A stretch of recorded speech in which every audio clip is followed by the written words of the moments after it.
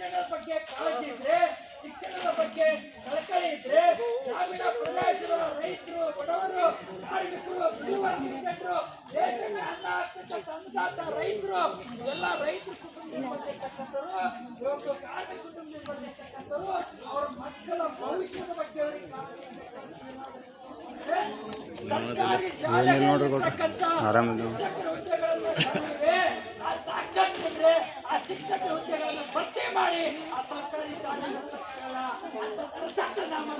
ಮಂತ್ರಿಗಳ ಈ ಸಂದರ್ಭದಲ್ಲಿ ಸರ್ಕಾರಿ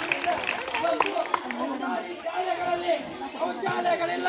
ಸರ್ಕಾರಿ ಶಾಲೆಗಳಲ್ಲಿ ಶೌಚಾಲಯಗಳನ್ನ ಸತ್ಯಾನಾಶ ಆಗೋಗಿದೆ, ಸರ್ಕಾರಿ ಶಾಲೆಗಳನ್ನ ಒಂದು ಬೀಳ್ತಕ್ಕಂಥ ಪರಿಸ್ಥಿತಿ ನಿರ್ಮಾಣ ಆಗಿದೆ. ಸರ್ಕಾರಿ ಶಾಲೆಗಳಲ್ಲಿ ಒಂದು 30 ಮಕ್ಕಳು